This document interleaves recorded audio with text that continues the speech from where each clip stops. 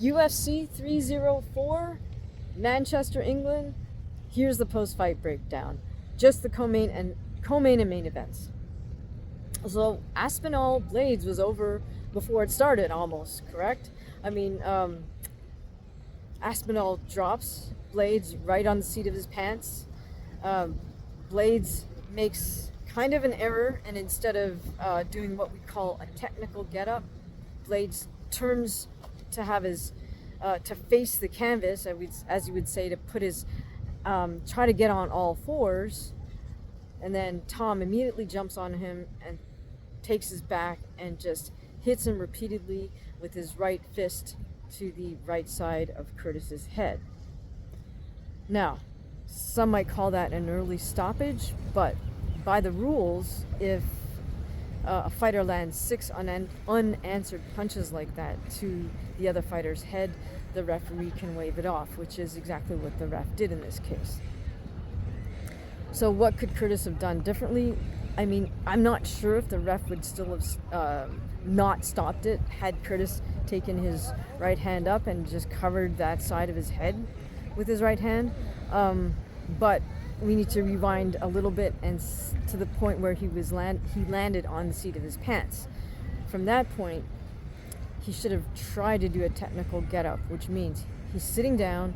Let's say he wants to do it on his right side. He would plant his right palm right next to his right hip on the canvas, and then stick his left hand out straight in front of him to kind of fend off the oncoming Tom Aspinall, and then he would kind of move his right leg and kind of arc underneath and behind him to then stand up on his feet in an orthodox striking stance. That's what we call technical get-up. I'm sure Curtis has been taught that move, but maybe he just felt he didn't have quite enough time to do that as Tom was closing the distance. I'm not sure what was, I don't know what he was thinking, but it's a little bit risky to turn and go on all fours as he did. For exactly that same reason, was that as soon as he's on all fours, he's getting off his back, and Tom quickly pounced on that. So unfortunately for us, the action was over before things really got started. But, hey, props to Tom Aspinall. He did exactly what he was supposed to do, which is get his opposition out of there as quickly as possible. The great thing for Tom Aspinall is he can turn around and have another fight fairly shortly, because he didn't take any damage in this fight.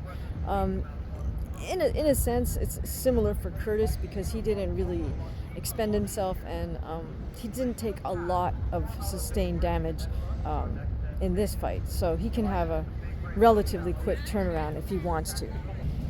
In the main event, Edwards Muhammad 2, there is absolutely no question that Belal Muhammad deserved to win that unanimous decision victory and become the new world champion. But the one question for me is what was going on with Leon Edwards, because it seems to me like he just never got started in the fight. He's known to be, or he is, a very smooth, active striker, and yet he never got going with his striking combinations, which is, I think, what most of us were counting on him doing in terms of just strategy.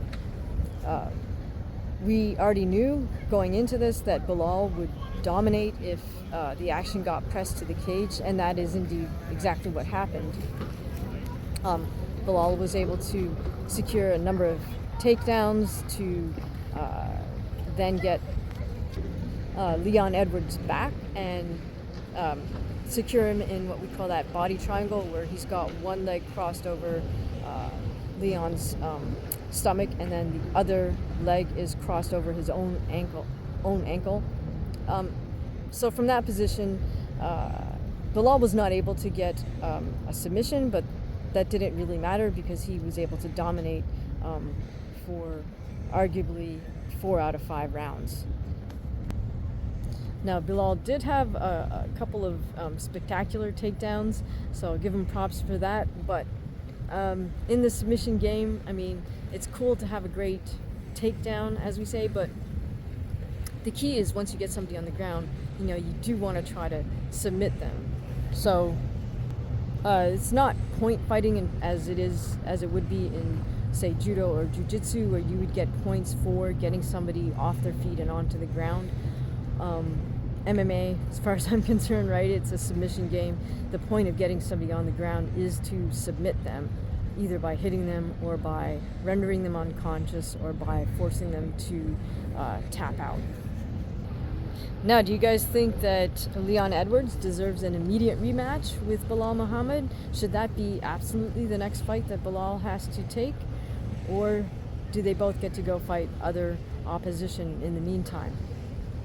Who would you guys like to see Belal fight next? Who would you like to see Leon fight next? Please let me know in the comments.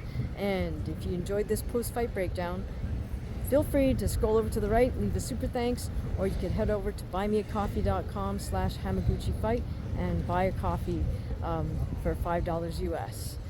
As always, if you care to have early access to all content and to be part of the decision-making process for this channel, please consider joining us in the membership site. Thank you again for listening, and I'll see you in the next one.